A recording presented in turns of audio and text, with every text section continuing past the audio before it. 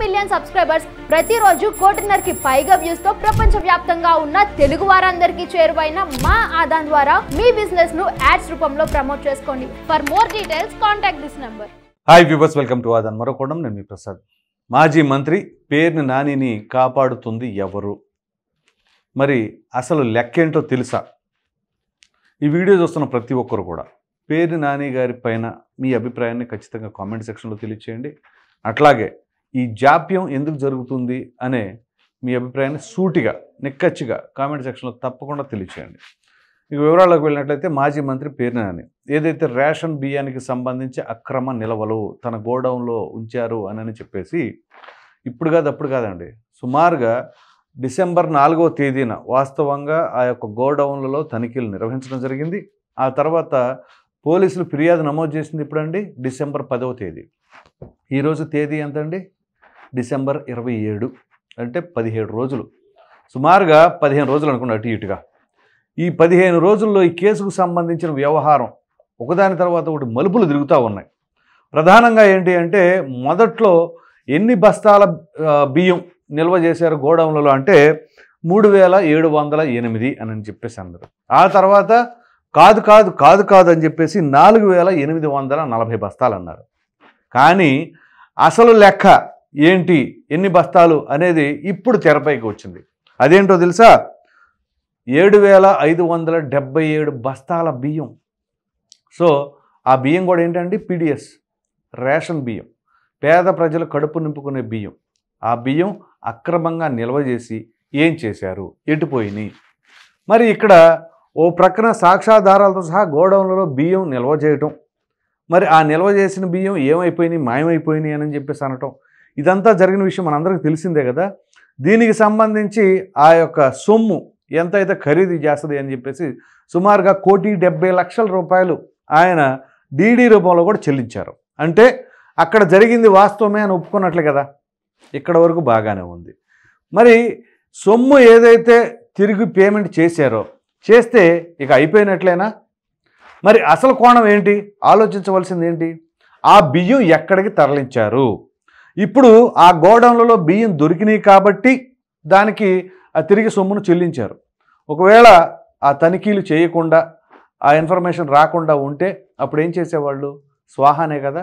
So గతంలో ఈ విధంగా ఎన్ని జరిగి ఉన్నాయో మరి అదంతా కూడా గ్రహించాలి కదా. మరి అవేమీ లేకుండా అసలు సరిగ్గా ఎన్ని బస్తాల బియ్యం మాయమైపోయినాయి అనేది లెక్క తేల్చడానికే దాదాపుగా 20 రోజులు పట్టింది అని అంటే మరి అసలు అధికారులు ఏం చేస్తున్నట్లు? మీరు గత ప్రభుత్వ హయాంలో కనుక తీసుకున్నట్లయితే ఇదే పేర్ని నాని మంత్రిగా ఉన్నప్పుడు కావచ్చు, మాజీ మంత్రి అయిన తర్వాత కావచ్చు, నిరంతరం ప్రెస్ మీట్లు పెట్టి ఏం మాట్లాడేవాళ్ళు? పవన్ కళ్యాణ్ గారినే టార్గెట్గా చేసుకొని అదని ఇదని ఒక మంత్రి అనే ఆలోచన కూడా మర్చిపోయి ఏ విధంగా మాట్లాడేవాళ్ళు అండి ఆయన? సరే మాట్లాడితే మాట్లాడారు. నిజంగా ఆయన అవినీతికి పాల్పడకుండా ఉన్న వ్యక్తి అయితే ప్రజలేం పట్టించుకునేవాళ్ళు కాదు. తీరా కట్ చేస్తే ఇప్పుడు ఆ గుట్టంతా కూడా బయటపడింది. మరి ఆ గుట్టు బయటపడిన తర్వాత మరి ఏం చేశారు? ఇదే గత ప్రభుత్వ హయాంలో ఎవరైనా అరెస్టు చేయాలి అన్నా ఏదైనా జరపాలి అన్నా పోలీసులకు ఎంత సమయం పట్టేదండి? పట్టుమని 24 గంటలు కూడా పట్టేది కాదు. అర్ధరాత్రి లేదు, అపరాత్రి లేదు, ఎప్పుడు పడితే అప్పుడు గోడలు దుక్కేసేవాళ్ళు, నోటీసులు ఉండే కాదు, ఏమీ లేదు. మరి ఆ విధంగా అక్కడ నాయకుల్ని తరలించేసేసి కొంతమంది పైన అయితే 3rd డిగ్రీ ఉపయోగించి చేశారు. మరి ఇక్కడ కూటమి అధికారంలోకి వచ్చిన తర్వాత పోలీసుల వ్యవహార శైలి ఎందుకు అలా మారింది? ఏ విధంగా చేస్తున్నారు? ఇక్కడ ఓ ప్రక్కన సాక్ష్యాధారాలతో సహా దొరికిపోయినా కానీ మరి ఎందుకని అదుపులోకి తీసుకోలేకపోతున్నారు?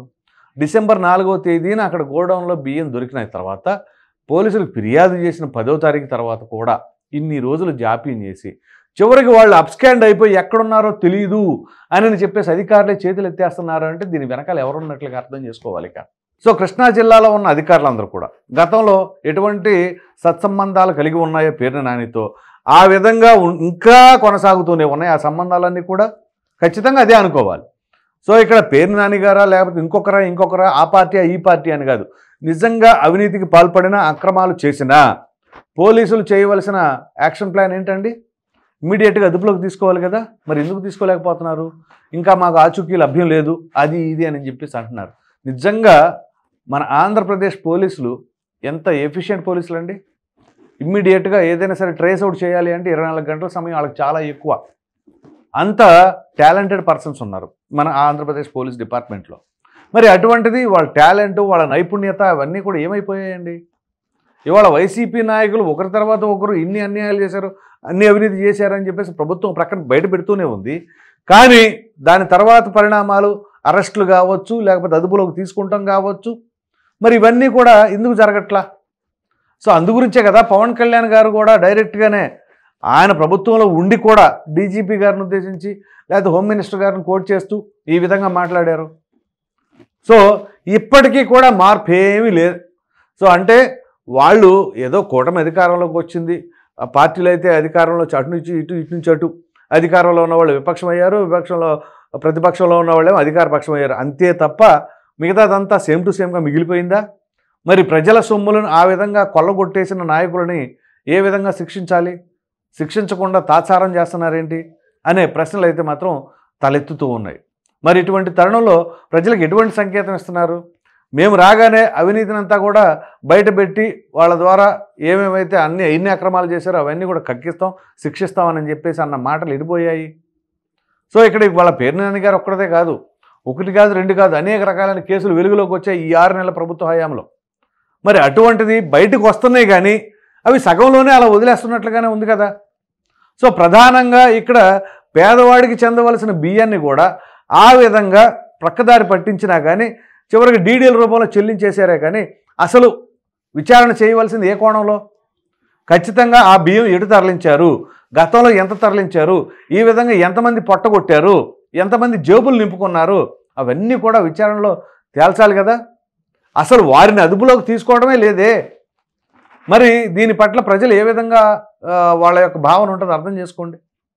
సో ఇక్కడ ప్రధానంగా చెప్పుకొస్తుంది ఏంటి అంటే చంద్రబాబు నాయుడు గారు, పవన్ కళ్యాణ్ గారి కూటమిలో రాష్ట్రం సుభిక్షంగా ఉంది, అభివృద్ధి పదంలో దూసుకుపోతుంది, ఇదంతా బాగానే ఉంది. అంటే ఇప్పుడు అమరావతి రాజధాని పునర్నిర్మాణం కావచ్చు, అట్లాగే పోలవరం ప్రాజెక్టు పరిశీలన చేసుకొని దానికి సంబంధించి నిధులు తీసుకురావడం కావచ్చు, అలాగే రోడ్స్ ఏదైతే మరమ్మతు కార్యక్రమాలు కావచ్చు, కొత్త రోడ్లు వేయటం కావచ్చు, ఇవన్నీ బాగానే జరుపుతున్నారుగా. గ్రామ సభలు నిర్వహిస్తున్నారు, అక్కడ ఉన్న సమస్యలు తెలుసుకుంటున్నారు, జనవాణి, ప్రజా దర్బార్ కార్యక్రమాల ద్వారా ప్రజలకు దగ్గరగానే ఉంటున్నారు. గత ప్రభుత్వంలో ఏ విధంగా వీళ్ళు అధికారంలో ఉన్న నేతలందరూ కూడా ప్రజలకు దూరాన్ని మెయింటైన్ చేశారు, ఆ దూరాన్ని తగ్గించి వీళ్ళు నిరంతరం ప్రజలతో ఉంటున్నారు. ఇంతవరకు బాగానే ఉంది. కానీ అవినీతి సామ్రాజ్యం, అక్రమాలు చేసిన వాళ్ళు చక్రవర్తులు, అటువంటి వారిని ఏం చేశారు? మరి ఇప్పటి వరకు ఎంతమందిని అరెస్ట్ చేశారు? అఫ్కోర్స్ ఆ నందిగం సురేష్ ఒకడు ఏదైతే మరి అప్పుడు టీడీపీ కేంద్ర కార్యాలయం పైన జరిగిన దాడి ఘటనలో ఆయన అరెస్ట్ చేశారు. కానీ అవినీతి చేసిన వాళ్ళని ఎంతమందిని అదుపులోకి తీసుకున్నారు? సో ఆ విధంగా అదుపులోకి తీసుకోకపోతే ఎటువంటి సంకేతం వెళుతుంది? ఓకే, పెద్దగా పర్వాలేదు, జరిగింది ఏదో జరిగిపోయిందిలే అని ఉద్దేశంతో ఉంటున్నారా? కాంప్రమైజ్ అయిపోతున్నారా? పోలీసులతో పని చేయించుకోలేకపోతుందా ప్రభుత్వ యంత్రాంగం? సో ఈ విధంగా అనేక రకాలైన ప్రశ్నలు అయితే మాత్రం ఉత్పన్నమవుతూ ఉన్నాయి. మరి ఇక్కడ ప్రధానంగా గమనించవలసింది గత ప్రభుత్వం ఇప్పుడు ప్రభుత్వానికి ఉన్న డిఫరెన్సెస్ ఏంటి? సో అప్పుడేమో వాళ్ళకి నిబంధనలు లేవు, రూల్స్ లేవు, ఏమీ లేవు, ఇమ్మీడియట్గా రావడం, అరెస్టులు చేయడం. అది పెద్ద స్థాయి నాయకులు చంద్రబాబు నాయుడు గారి దగ్గర నుంచి ఒక సాధారణ జర్నలిస్టు వరకు కూడా ఏ ఒక్కరిని వదలలేదే. అంతెందుకు పెద్దావిడ వృద్ధాప్యంలో ఉన్నటువంటి రంగనాయకమ్మ గారిని కూడా ఒక చిన్న పోస్ట్ ఫార్వర్డ్ చేశారు అని చెప్పేసి ఆవిడని కూడా వదలలేదు కదా, ఆవిడ పైన కేసు పెట్టారు, ఆవిడని ఇబ్బంది పెట్టారు కదా. మరి ఇక్కడ అవినీతి జరిగింది అని చెప్పేసి ఇంత గంటాపదంగా ఆధారాలతో సహా సేకరించి చివరికి దారిలో వదిలేస్తున్నారు సగంలోనే. సో దీన్ని బట్టి మరి ప్రజలకు ఎటువంటి నమ్మకం కలుగుతుంది అర్థం చేసుకోండి. సో ప్రధానంగా చంద్రబాబు నాయుడు గారికి సుదీర్ఘ అనుభవం ఉంది, పవన్ కళ్యాణ్ గారికి ఒక కమిట్మెంట్ ఉంది. ఆ కమిట్మెంటు ఈ యొక్క సుదీర్ఘ అనుభవం ఉంటేనే సరిపోతుందా? యంత్రాంగం కూడా కోఆపరేట్ చేయాలి కదా. ప్రభుత్వ అధికారులు ఎక్కడికక్కడ తాత్సారం చేస్తూ ఉంటుంటే ఇక ప్రజలకు ఏం న్యాయం చేసినట్లు? సో ప్రధానంగా కొన్ని వేల కోట్లు కొల్లగొట్టేశారు. ఒకరు కాదు, ఇద్దరు కాదు, చాలామంది నాయకులు ఉన్నారు ఇక్కడ. మరి ఇంతమంది నాయకులు ఇంత కొల్లగొడితే ఓ ప్రక్కన ఏదో కొన్ని కేసులకు సంబంధించి, ఇది కాదంబరి జత్వాని కేసుకు సంబంధించి 3 ఐపీఎస్లు, అలాగే రఘురామకృష్ణరాజు గారికి సంబంధించి ఒక మాజీ పోలీస్ అధికారిని, ఇక వీళ్ళని అదుపులోకి తీసుకున్నారు. కానీ అవినీతికి సంబంధించిన వ్యవహారంలో ఏది? మరి ఏదైతే కాకినాడ పోర్టులో కొన్ని వేల మెట్రిక్ టన్నుల బియ్యాన్ని అక్రమంగా తరలించేశారో అన్నారు, మరి ఏది? అలాగే సహజ వనరులు దోచేశారన్నారు, మరి వారేరి. అంతెందుకు గనుల శాఖకు సంబంధించిన మాజీ ఎండి అయినటువంటి వెంకటరెడ్డి, ఆయన పరిస్థితి ఏంటండి? ఆయన ఎక్కడున్నారు?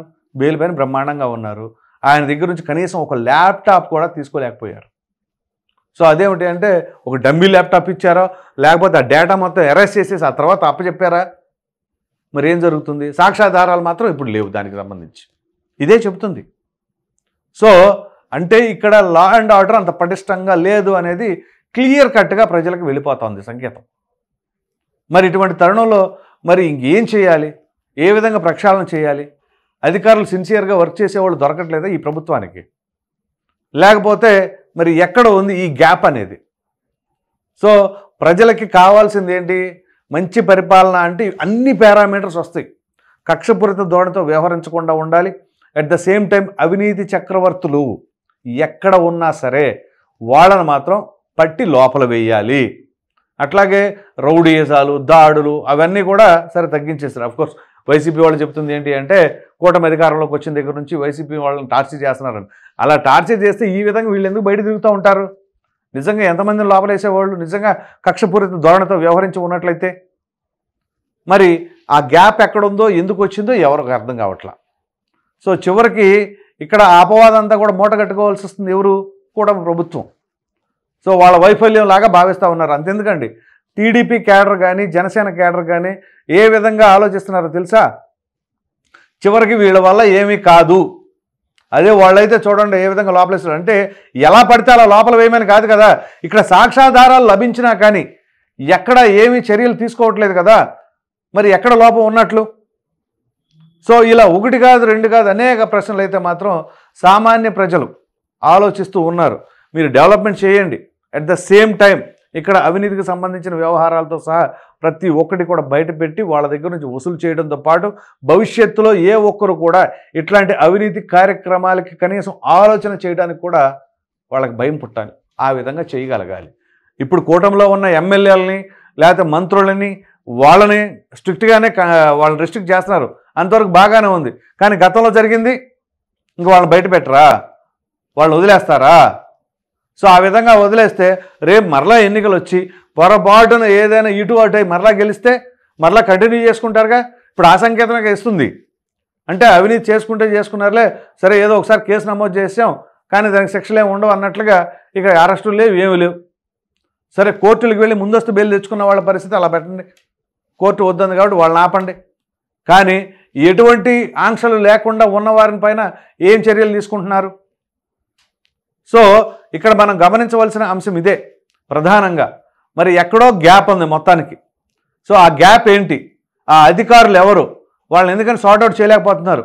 ఇంటెలిజెన్స్ వ్యవస్థ ఏం చేస్తుంది?